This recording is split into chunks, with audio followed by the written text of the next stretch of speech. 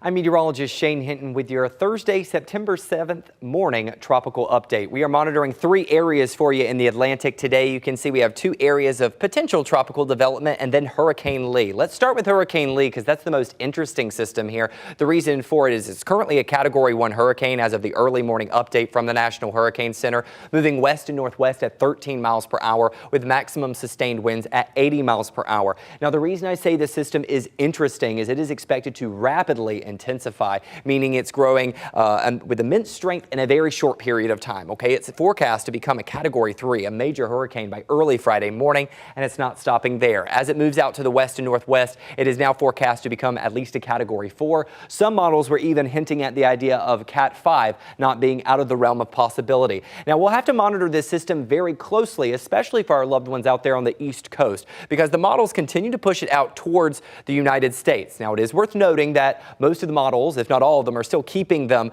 off from the system, off from making landfall. In fact, it should be blocked by a trough, an upper level trough that's expected to keep it off the east coast of the United States. But keep in mind, this is still very far out and would not be approaching the area until later next week. 2 other areas that we're monitoring. We have the remnants of what was formerly Franklin up in the North Atlantic. That's impacting closely more to the Europe area.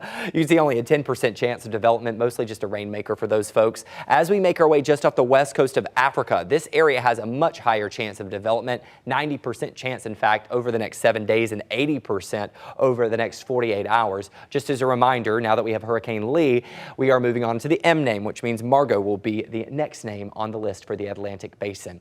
We'll continue to track the tropics for you here in the KVUE Weather Center and provide updates on air and online.